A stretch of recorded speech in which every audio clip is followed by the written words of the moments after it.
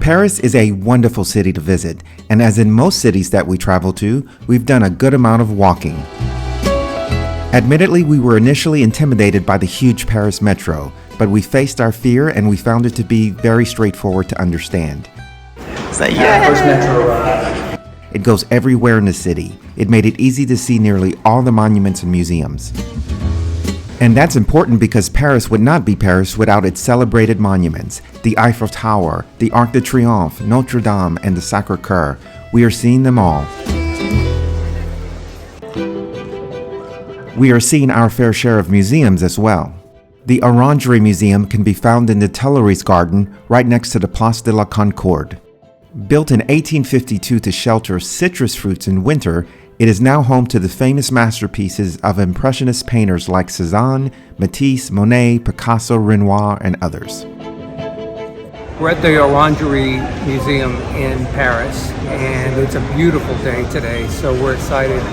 This is a smaller museum with a beautiful collection of Impressionists. We recommend you get the audio tour, which we booked in advance, and we're really looking forward to a great experience. The Orangerie Museum is most famous for hosting 8 gigantic murals of Claude Monet's famous water lilies, originally painted in his garden at Giverny in Normandy. This permanent exhibition is quite a sight. To quote French artist André Masson, the display is like the Sistine Chapel of Impressionism. Monet's water lily paintings stretch across entire walls of the oval-shaped galleries on the ground floor of the museum. This honors Monet's vision for the paintings.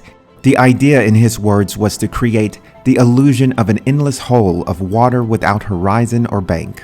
The magic of these paintings is that each piece depicts the same scene, but at different times of day, during different seasons and different weather. So we just finished with the water lilies room here at the museum, and it's really a neat experience. You immerse yourself in these huge paintings. They ask everybody to be quiet because that's the way Monet wanted it to be experienced, and most people are pretty quiet. There's a lot of people in there, but it's a neat experience to just sit down and immerse yourself in the art. There are 2 floors of art, one floor dedicated to Monet's masterpiece and one floor featuring the rest of the permanent collection. Each section of the lower gallery is designated to a specific artist, and the wall text describes each painting, but we strongly suggest you pay for the audio guide, which walks you through the pieces. Honestly, I struggled a bit with the contemporary art, but the art here at the Orangerie is just my jam. I love the Impressionists, especially the works by Monet, which were just amazing to me. Don't skip this lovely museum on your next visit to Paris. The museum is actually quite small, making it possible to see everything in one visit.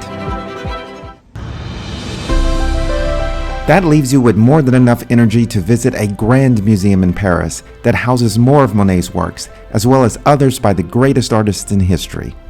We're at the Musee de Orsay in Paris, and it's arguably one of the top museums beyond the Louvre here. So we've got reserved tickets, and we've got a tour that we're going to go on that's in English, and we're looking forward to exploring the museum today. We saw powerful works by heavy hitters like Picasso, Van Gogh, Seurat, and Toulouse-Lautrec. The Orsay Museum is in this incredible train station that was opened in 1900 for the World's Fair. It was a big deal because it allowed people from all over Southwest France to come to Paris and to the fair. It was used as a train station for years, but then as time changed, the need for a train station was less and less, and trains were modernized. So in the 70s, the government decided to dedicate a museum here, and in the 80s, the Orsay was opened. So we're looking forward to a really nice visit in this beautiful space today. We completed the tour, and it was really nice to have an English-speaking guide explain to us not only the museum, but the different artists through different periods of time in the second half of the 19th century, which is what this collection is, where this collection is from. So of particular interest were, of course, all the famous artists, but you'll remember we looked at Monet and the Orangerie and seeing kind of the complete views of his work from here and hearing the stories, and then it completing in what's happening in the Orangerie was a really neat experience. We love how Paris blurs the line between the structures that people live and work in with the art it fills them with. And all of it is easily accessible via metro. Watch this video to see what's next on our adventures and check out our customizable merchandise store. See you soon!